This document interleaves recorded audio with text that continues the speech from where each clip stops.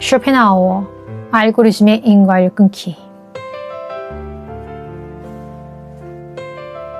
첫 번째, 관조의 회복. 알고리즘의 인과율을 끊는 법에 관련돼서 이야기해 보도록 하겠습니다. 무관심적 관조, 욕망 없이 바라보기. 쇼펜하우어가 제시한 유일한 그 구원은 무관심적 관조입니다. 이 개념은 칸트의 미학에서 빌려온 것으로 대상이 나에게 이득이 되는지 내 욕망을 채워주는지를 따지지 않고 그저 바라보는 것입니다. 앞서 살펴봤던 챕터와 이어지는 글로 보시면 됩니다. 좀 더 예를 들어서 살펴보도록 하겠습니다. 가령 당신이 장미를 봅니다. 욕망의 시선으로 이 장미를 꺾어서 집에 가져가면 좋겠다. 얼마에 살 수 있을까? 누구에게 선물하면 좋을까?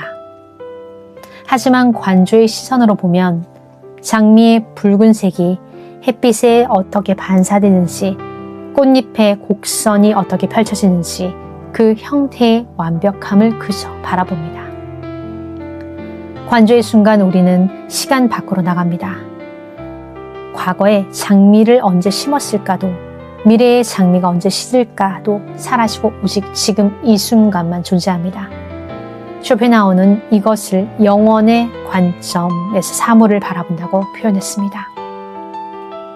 그렇다면 AI 시대의 관조 실천법에는 어떤 것들이 있을까요? A. 목적 없는 브라우징의 거부. 현대인의 인터넷 사용은 대부분 목적 지향적입니다. 필요한 정보를 찾는다, 원하는 상품을 구매한다, 궁금한 것을 해결한다. 이 모든 행위는 욕망에 기반합니다. 하지만 역설적이게도 알고리즘에 의한 브라우징은 목적 없는 듯 보이지만 실제로는 알고리즘의 목적, 즉 체류 시간 증가에 봉사합니다. 우리는 그냥 보는 것이 아니라 알고리즘이 설계한 경로를 따라가고 있습니다. 진정한 관조를 위해서는 알고리즘이 절대 추천하지 않을 법한 무작위의 정보에 자신을 노출시키세요. 위키피디아의 랜덤 문서 기능을 사용하세요. 도서관에서 아무 책이나 집어들어 읽어보세요. 모르는 언어로 된 시를 읽어보세요. 의미를 이해하려 들지 말고 소리의 리듬만 느끼세요. B. 데이터화 될 수 없는 경험. 알고리즘의 힘은 수치화에서 나옵니다. 좋아요 수, 조회 수, 평점, 체류 시간, 이 모든 것이 숫자로 환원됩니다. 수치화할 수 없는 감각에 집중하세요. 숲길을 걷습니다. GPS를 끄세요. 몇 킬로미터를 걸었는지, 몇 칼로리를 소모했는지 측정하지 마세요. 그저 발바닥에 느껴지는 흙의 감촉, 나뭇잎 사이로 스며드는 빛의 패턴을 느끼세요. 스마트폰 없이 음악을 듣습니다. 재생 목록도 가사도 아티스트 정보도 보지 마세요. 그저 소리가 당신 안으로 흘러 들어오도록 하세요. 일기를 씁니다. SNS에 올리지 않을 글을요. 아무도 읽지 않을 글을 씁니다. 좋아요를 받기 위한 글이 아니라 순수하게 자신의 생각을 정리하는 글입니다. 이런 행위들은 알고리즘이 나의 상태를 인식하지 못하게 만드는 철학적 스텔스 모두입니다. C. 지성의 도구화 거부. 쇼펜하우어는 대부분의 인간이 지성을 의지의 도구로만 사용한다고 비판했습니다. 이것이 내 목적 달성에 도움이 되는가? 라는 질문만 던집니다. 하지만 천재는 다릅니다. 천재는 지성을 의지에서 해방시켜 순수 인식의 도구로 사용합니다. 세계를 내게 무엇을 줄 것인가가 아니라 이것은 무엇인가라는 관점에서 바라봅니다. AI 시대의 지성 해방. 질문을 던질 때 이게 나에게 유용한가를 먼저 묻지 마세요. 배우고 싶은 것을 배우되 실용성을 따지지 마세요. 라틴어를 배우는 것이 취업에 도움이 되지 않아도 괜찮습니다. 천문학을 공부하는 것이 돈을 벌게 해주지 않아도 괜찮습니다. 챗 GPT, 나 제미나에게 질문할 때 이걸 어떻게 활용하시보다 이건 무엇인지를 물으세요. 두 번째, 연민의 윤리학, 알고리즘 너머의 인간성. 개별화의 베일을 찢을 때 타자의 고통이 나의 고통이 된다. 쇼펜하우어의 윤리학은 그의 형이상학에서 자연스럽게 흘러나옵니다. 만일 개별화가 환상이고 모든 존재가 하나의 의지에서 나왔다면 타인의 고통은 실제로 나의 고통입니다. 연민은 이 형이상학적 진리를 직관적으로 깨닫는 경험입니다. 내가 다른 사람의 고통을 보고 진심으로 아파할 때 나는 잠시 개별화의 베일을 찢고 우리가 근본적으로 하나임을 느낍니다.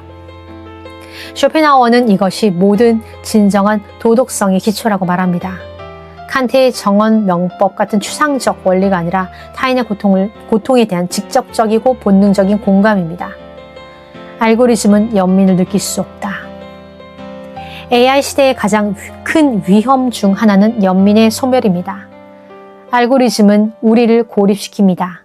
각자의 맞춤형 피드 안에 갇혀 우리는 점점 더 다른 사람의 경험을 이해하지 못하게 됩니다. 추천 알고리즘은 나와 비슷한 사람들의 콘텐츠만 보여줍니다. 나와 다른 의견, 다른 경험, 다른 고통은 필터링 됩니다. 소셜미디어는 타인을 경쟁자로 만듭니다. 누가 더 많은 좋아요를 받았는지, 누가 더 성공적인 삶을 사는지 비교하게 됩니다. 온라인 상호작용은 비신체적입니다. 상대방의 얼굴 표정, 목소리 톤, 몸짓을 보지 못하면 공감은 약해집니다. 결과는 타인의 추상화입니다. 사람들은 더 이상 고통받는 개별 존재가 아니라 통계, 숫자, 데이터 포인트가 됩니다. 난민 100만 명은 숫자일 뿐 각각이 우리와 똑같이 두려워하고 사랑하는 인간이라는 사실을 사라집니다. 연민의 실천, 알고리즘의 필터를 벗어나기. 쇼펜하우어의 윤리를 AI 시대에 실천하려면 필터 버블을 깨세요. 의도적으로 나와 다른 의견, 다른 배경을 가진 사람들의 이야기를 들으세요. 수치를 인간화하세요. 뉴스에서 사망자 1000명이라는 숫자를 볼 때 그중 1명을 상상해 보세요. 그 사람에게도 이름이 있었고 가족이 있었고 꿈이 있었습니다. 오프라인 만남을 가지세요. 스크린 너머가 아니라 실제로 얼굴을 마주하고 대화하세요. 신체적 현존은 공감을 강화합니다. 알고리즘이 불편한 콘텐츠를 피하지 마세요. 고통, 불의, 폭력에 대한 뉴스를 알고리즘이 걸러내지 못하도록 하세요. 불편함은 연민의 씨앗입니다. 세 번째, 시간 밖으로. 누크 템포리스와 알고리즘의 시간성.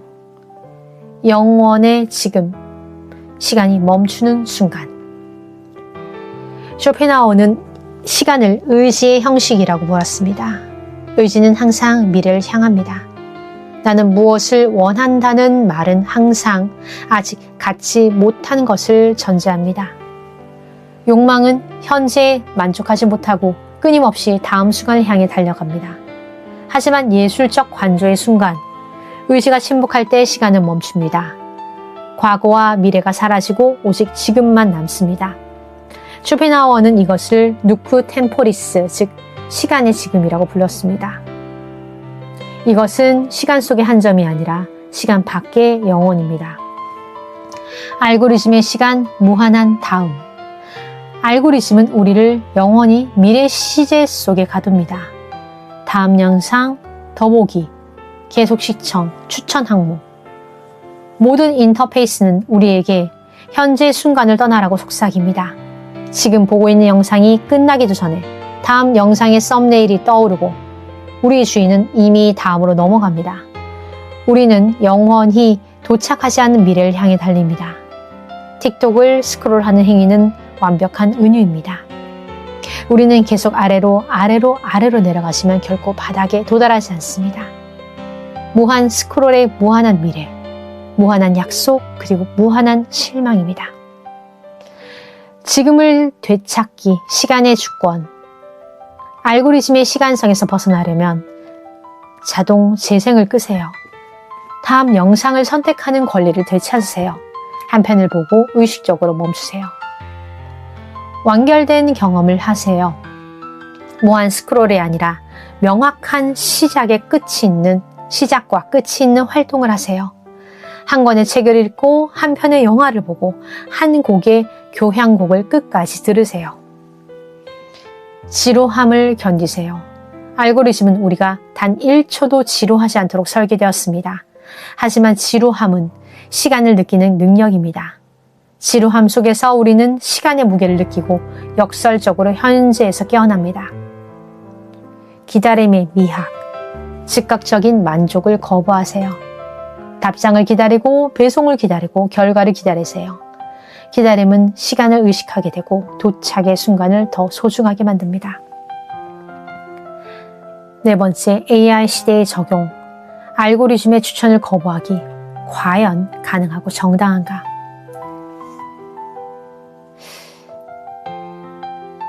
이럴 경우 질문을 받습니다. 하지만 불편하지 않을까요? 혹자는 묻습니다. 알고리즘을 거부하면 트렌드에서 뒤처지고 불편해지지 않을까요? 효율성을 잃고 시대에 뒤떨어지지 않을까요? 쇼펜하우어라면 이렇게 답했을 것입니다. 불편함이야말로 당신이 살아있다는 증거이며 의지의 노예가 아님을 증명하는 고귀한 정황이다. 편리함은 중립적이지 않습니다. 모든 편리함에는 대가가 있습니다. 알고리즘의 편리함의 대가는 자율성입니다. 우리는 선택의 수고로움을 덜어주는 대가로 선택의 주권을 내어줍니다. 불편함을 감수하다는 것은 주체성을 되찾는다는 의미입니다. 추천받지 않고 스스로 검색하는 불편함, 알고리즘이 걸러주지 않는 정보의 홍수 속에서 판단하는 불편함, 즉각적인 답이 아니라 천천히 사유하는 불편함. 이 불편함이야말로 우리가 기계가 아니라 인간이라는 증거입니다. 가능성에서 완전한 거부는 불가능하지만 주도권은 가능하다. 알고리즘을 100% 차단할 수는 없습니다. 우리는 이미 알고리즘이 지배하는 세계에 살고 있기 때문입니다. 하지만 주도권을 가져올 수는 있습니다. 그 작은 저항의 실천들은 다음과 같습니다. 홈 화면을 비우세요. 스마트폰 홈 화면에서 SNS 앱을 제거하세요. 앱에 접근하려면 의식적으로 검색해야 하도록 만드세요. 알림을 끄세요. 모든 푸시 알림을 끕니다. 당신이 앱을 열 타이밍이 아니라 앱이 아니라 당신이 결정하세요. 검색을 사용하세요. 추천 피드를 스크롤하는 대신 보고 싶은 것을 직접 검색하세요. 알고리즘이 나에게 무엇을 보여줄까가 아니라 나는 무엇을 보고 싶은가를 물으세요. 시간 제한을 설정하세요. 앱 사용 시간을 제한하세요. 제한에 도달할 때 15분을 더를 누르는 것은 당신의 선택이지만 적어도 그것이 의식적인 선택을 하도록 하세요. 아날로그 대안을 찾으세요. 전자책 대신 종이책, 스포티파이나 유튜브 뮤직 대신 CD, 디지털 노트 대신 종이 일기장. 아날로그는 알고리즘이 침투할 수 없는 영역입니다. 이런 행위들은 알고리즘이라는 거대한 의지의 파도 속에 나만의 작은 섬을 만드는 일입니다. 이러한 당위성은 이것이 도덕적 의무이기 때문입니다. 추천을 거부하는 것은 단순히 개인적 취향의 문제가 아닙니다. 쇼펜하우어의 관점에서 이것은 도덕적 의무입니다. 왜냐하면 자율성은 인간 존엄의 핵심입니다. 칸트가 말했듯이 인간을 수단이 아니라 목적으로 대우한다는 것은 그의 자율성을 존중한다는 의미입니다. 알고리즘에 완전히 순응한다는 것은 스스로를 수단, 데이터 생산자, 광고 소비자로 전락시키는 것입니다. 개별성은 회복되어야 합니다. 알고리즘이 분류한 30대 남성, 테크 관심자, 야간 사용자라는 데이터 라벨을 떼어내고 내가 진짜 누구인지를 묻는 철학적 멈춤이 필요합니다. 사유의 공간이 필요합니다. 쇼펜하우어는 천재를 세계를 의지의 도구가 아니라 순수 인식의 대상으로 바라보는 사람이라고 정의했습니다. 알고리즘이 모든 사유를 대신하는 세계에서 우리는 천재는커녕 생각하는 존재조차 되지 못합니다. 5번째, 존재의 무게를 되찾기. 디지털 금욕주의. 쇼펜하우어의 금욕주의와 디지털 단식. 쇼펜하우어는 금욕주의는 아니었지만 금욕을 의지의 부정의 표현으로 존중했습니다. 그는 인도의 요기, 기독교의 수도자, 불교의 승려들이 육체적 욕망을 거부함으로써 의지의 사슬에서 벗어나려 했다고 보았습니다. 21세기 금욕주의는 육체적 욕망이 아니라 디지털 욕망의 거부입니다. 디지털 단식의 실천은 다음과 같습니다. 디지털 안식일. 일주일에 하루 모든 디지털 기기를 끕니다. 스마트폰도 컴퓨터도 TV도 19세기 사람처럼 하루를 살아봅니다. 소셜미디어 사순절. 한 달 동안 모든 SNS를 삭제합니다. 이것은 단순한 디톡스가 아니라 자아를 재발견하는 영적 수련입니다. 기술적 미니멀리즘. 꼭 필요한 앱만 남기고 모두 삭제합니다. 칼 뉴포트는 디지털 미니멀리즘은 쇼펜하우어의 금욕주의를 21세기로 번역한 것입니다. 라고 말했습니다. 침묵의 공간. 하루 중 일정 시간, 아침 첫 1시간, 잠들기 전 1시간은 완전한 침묵을 유지합니다. 어떤 입력도 받지 않고 오직 자신의 내면과 대화합니다. 존재의 무게, 가벼움에 불가능한 무거움. 밀란 쿤데라는 그의 책 참을 수 없는 존재의 가벼움에서 물었습니다. 가벼움과 무거움, 무엇이 더 긍정적인가? 디지털 시대는 존재를 극도로 가볍게 만들었습니다. 우리는 클릭 한 번으로 관계를 시작하고 끝내고 무한한 선택지 앞에서 아무것도 선택하지 못하고 모든 것을 경험하지만 아무것도 깊이 느끼지 못합니다. 쇼펜하우어는 존재의 무게를 되찾으라고 말합니다. 한 사람과의 대화에 온전히 집중하는 무거움, 한 권의 책을 끝까지 읽어내는 무거움, 한 가지 기술을 10년 동안 연마하는 무거움, 하나의 결정을 내리고 그 결과를 감당하는 무거움. 이 무거움이 부담스럽다면 그것은 당신이 진짜로 살고 있다는 증거입니다.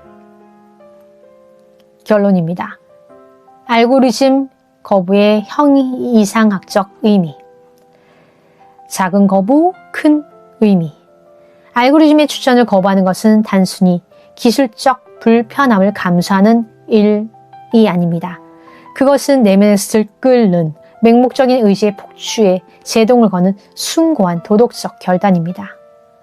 우리가 다음에 볼 영상 버튼을 누르지 않고 화면을 끄는 순간 우리는 욕망과 권태 사이를 무의미하게 오가던 시계추의 진동을 멈추고 잠시나마 영원의 관점에서 자신과 세계를 바라볼 수 있게 됩니다. 이 짧은 멈춤은 우리에게 다음과 같은 형이상학적 사건을 일으킵니다. 의지의 폭주를 멈추는 것입니다. 나를 끊임없이 결핍으로 몰아넣는 알고리즘의 유혹으로부터 나를 분리합니다. 시간의 주권을 되찾는 것입니다. 기계가 설계한 선형적 시간에서 벗어나 오직 현재라는 순수한 시간에 머뭅니다. 순수한 인식의 주체로 거듭나는 것입니다. 소비하는 입이 아니라 세계를 객관적으로 바라보는 눈을 회복합니다. 자율적 인간으로서의 존엄을 회복하는 것입니다. 통계적 데이터의 일부가 아닌 고유한 도덕적 주체임을 선언합니다. 멈춤의 미학, 퇴보가 아닌 각성. 멈춰서는 것은 퇴보가 아닙니다. 폭주하는 욕망의 기차에서 내려와 비로소 내가 어디로 가고 있는지를 묻는 각성의 시작입니다. 쇼펜하우어는 우리는 우리 자신을 고통스럽게 만드는 의지의 노예라고 말했습니다. 알고리즘이 내미는 달콤한 추천은 실상 우리를 영원히 채워지지 않는 갈증 속에 가둔 쇠사슬과 같습니다. 이 사슬을 끊어내는 것은 효율성을 포기하는 것이 아니라 나를 기계적 필연성으로부터 해방시켜 자유로운 사유의 영역으로 복귀시키는 숭고한 저항입니다. 알고리즘의 추천을 거부하고 마주하는 그 짧은 정막은 공허가 아닙니다. 그곳은 비로소 타인의 욕망이 아닌 나의 진정한 본질이 숨쉬기 시작하는 성스러운 공간입니다. 이제 손가락 끝에 관성을 멈추십시오. 그 멈춤의 끝에서 당신은 비로소 세상의 표상을 넘어 당신의 진실을 마주하게 될 것입니다.